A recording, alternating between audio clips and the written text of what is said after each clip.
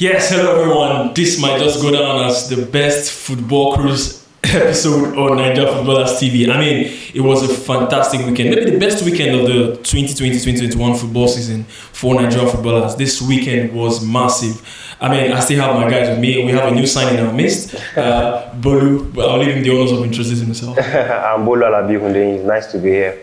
All right, so we still have Lamid Momo on the set. Lamid, how are you doing? I'm good. All right, so no disrespect to the other guys, but let's start from the little known ones. First off, Imo Ezekiel, he won the Arabian Golf League with his club side Al Jazeera, and moving on to Slovakia, we have Rabiu Ibrahim as well. I beg your pardon. Yeah, he won the league as well for Slovan Bratislava. They won it for the third time in a row, for the fourth time in the club history. Rabiu Ibrahim, guys, what do you think of Rabiu Ibrahim?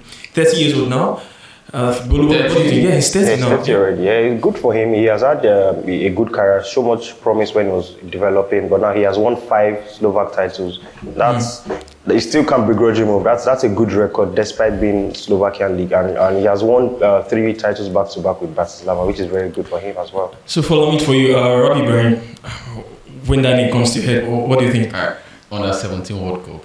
that's just what I just remember him for. I mean, like Bolu said, good for him. Really excited. I call him the Alpha. So yeah, very strong character. So I mean, good for him. All right, not just Rabiu Ibrahim for Slovan Bratislava as well. There's Ezekiel Henty, another Nigerian as well, who won the title for his club side, Slovan Bratislava. Now, moving on, let's move to the big one now. Like I said earlier, no disrespect to the other guys, but the big one that took over this weekend was the FA Cup final between Chelsea Football Club and Leicester City. I mean, it caused the whole stare, whether to go with the Nigerians or to go, as a Chelsea fan and a Nigerian to stick with Chelsea. But the Nigerians on the day, they triumphed. I'm talking about Wilfred Ndidi and Kelechi Iheanacho. What a victory. Senior man Kels. I mean, Bolu, for you, some of your emotions in that game for us. It was a roller coaster of emotions, to be honest. I was excited to see Senior Man in the final, his first final for Leicester, possible first trophy for Leicester, and coming up against my club side. Mixed emotions, but I wanted my club side to win, of course. It's still not bad for us, at least. It means Senior Man and Ndidi have picked confidence. It's good for Leicester as a club as well. If you are really a football fan, you'll be happy for the club and how they've developed and how the Nigerians are impacting them, how they are making their mark on the competition. Senior Man ended the competition with the 4 goals. John Tyers, goal scorer. He scored at a ratio of every 74 minutes, which is very good for him. Very, very good. I'm very proud of them. I call Iheanacho the FA Cup king this season. Yeah, he is. He's been doing it for Leicester City in the FA Cup this season. So, how big of a boost is this for the duo, the Nigerian duo, Ndidi and Iheanacho, in their careers? I mean, looking at Ndidi now, I think this is he hasn't won so many trophies, club-wise. I won't say about Iheanacho. I think he won a couple of trophies with Manchester City. So, but how big of a boost is this going forward in terms of their careers, getting a trophy for them? Lamid, what do you think?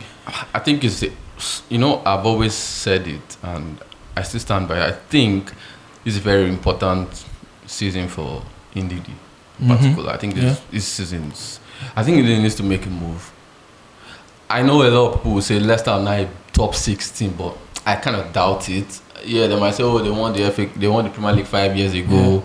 They are winning the FA Cup 5 years after. I mean, but there's you need to have a little bit of gold dust in that name. Like when you call Man U, United, there's this, no matter how bad they are doing, there's this gold dust surrounding that kind of name. Arsenal, Chelsea. But so Leicester are not in that category. That's why I feel. But at least they are now a top 6 side ahead of teams like Arsenal and Tottenham. They are not a top 6 side. Let's be honest. They are now a realistic top 6 side. You cannot classify them as that's consecutive top 4 finishes for them. When last was Arsenal in the top 4? Top 6 sides is more than just your performance on the pitch. That's the way your fan base. You cannot.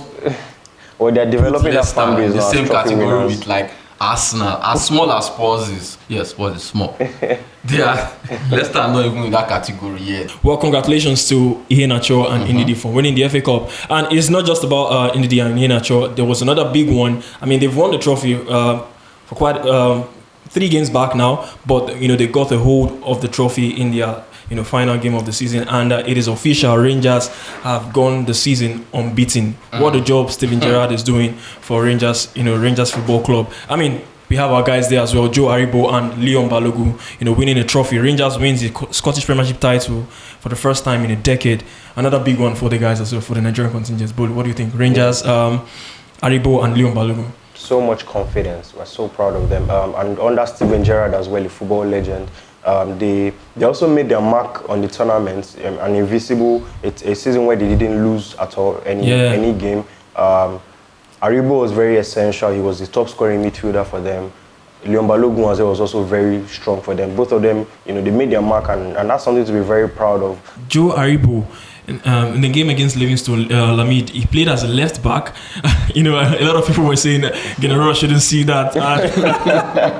But what do you make of Joe Aribo's season so far for Rangers and Steven Gerrard? He's been very, very decent, very, very brilliant, and like Bolu said, invincible.